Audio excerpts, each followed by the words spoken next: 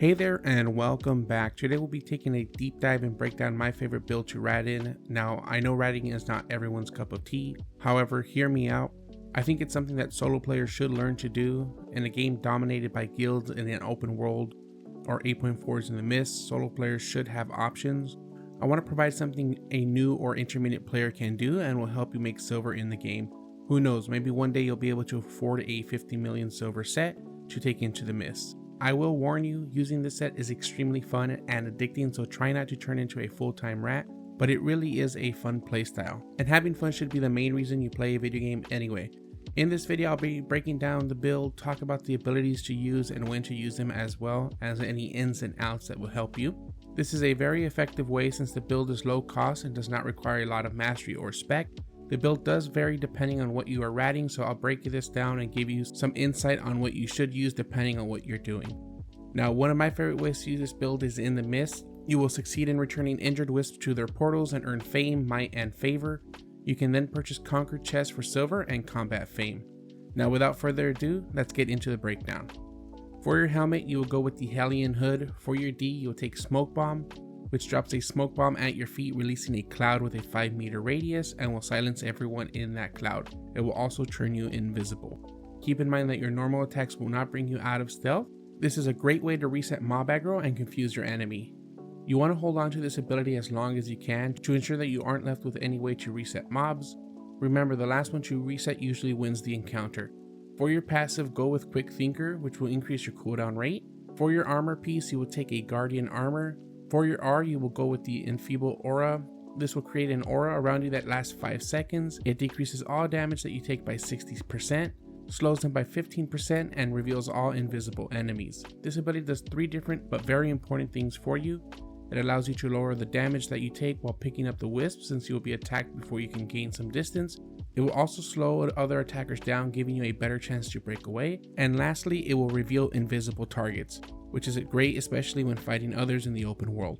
It will keep enemies revealed, which usually allows you to gain a better position on them or allows for the mobs to keep hitting them. If you're battling another rat, this will help you know their position and put them in a bad spot. For your first passive, I like to go with Authority for the increased crowd control from your weapons W. However, going with Toughness is not a bad pick either for the extra defense.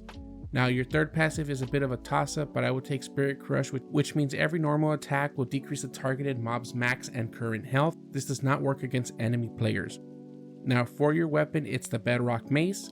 I like to take Threatening Smash for your Q. It does a cone of damage in front of you, allowing you to 1v1 a little bit, just in case you need to finish a player off. For your W, I would recommend taking Snare Charge. This will allow you to leap forward up to 11 meters. It will also do damage and root your enemies. I like to use this to escape and gain distance when running wisps in the mist.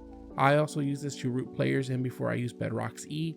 This ability is very versatile and essential to your playstyle. Now, your E will be Force of Nature, and let me tell you, it isn't lying. You will shoot out air jets in front of you, and that lasts 4 seconds and knocks back any enemy player, including mounted enemies. It will knock them back up to 18 meters, which is huge. Keep in mind that if you hit a mob, you will become the highest threat, so try to use this on players only to avoid any sort of mob aggro. The way that you'll want to use this can vary in the mist. I like to use this to knock back players that are chasing me, giving me a bigger gap to turn in the wisp. When in the open world, I love using this to knock players into hard-hitting mobs. This will aggro the mobs on them, putting them in a very bad spot and knocking them, which gives you the opportunity to run over and execute them for a quick and easy kill. This is very fun to do and satisfying to look at. For your passive, take Stunning Strike, which will stun your target on every 5th normal attack. Now, your boots when in the mist will be Miner Boots. If you don't have tier 4 or Gathering or higher, you can take Soldier Boots. Flee will give you extreme mobility for a long period of time, allowing you to really gain space from enemies chasing you. Keep in mind that using this Miner Boots, you will become silenced for 13 seconds. If you are using the Soldier Boots, you will go with Wanderlust, as this will give you the most amount of uptime when using your mobility. The boots that you will use in the open world when dealing with either static mobs or any other open world mob, you would take Skinner Work Boots for Scent of the Wilderness. This will increase your run speed by 70% and turn you invisible to mobs for 10 seconds. Keep in mind, players can still see you, but mobs will stop attacking you, and you can run through packs of mobs. For your cape, you can use the basic tier 4.1 or 4.2 cape for the energy regen and max health. Now your offhand while in the mist will be shield for the defense against players and mobs. You will also get crowd control resistance. When in the open world or in a static, I recommend using a mist collar. This is a very inexpensive item and will give you a cooldown reduction. When it comes to your consumables, you will take invisibility pots. Like I mentioned earlier, the person with the last reset usually wins the encounter, so you want to make sure you have as many ways as possible to reset mobs and put your enemies in a bad position.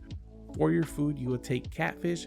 This is inexpensive in comparison to other health regen foods. So let's talk about what your objective is. When running in the mist, you want to focus on picking up the injured wisps and using your abilities to knock back your enemy and gain some distance by using your W and mining boots. You will usually only have to worry about 1 or 2 people since the rest will be too afraid of getting off of their mounts. You don't need to be afraid because you can always run away and escape. Now, for the most part, you will be able to capture the wisp with no issues. I've only had trouble with bow users as they can gap close well with frost shot and their movement speed. My best recommendation would be to run in the wrong direction by using all of your escape, and once they can't see you, change direction to lose them. In the open world, use your E to knock players into mobs. If you do pick up aggro, try and run as much as you can without aggroing more in hopes that you can reset them. If they do not reset, start by using your Hellion Hood Smoke Bomb as it has the shortest cooldown. You will then rotate through your cooldowns to make sure that you don't get knocked. Keep players in combat and keep knocking them into bad position. Now I hope you enjoyed this build breakdown. As I mentioned earlier, ratting can be frowned upon, but it's something fun to do and can be very rewarding. At the end of the day, you play this game for fun, and this is a great way to do it. If you are interested in more Albion Online content, make sure to like the video and subscribe to the channel. I stream on YouTube from 9 AM to 12 PM Central Time or 2 PM to 5 PM UTC. Come by and say hello.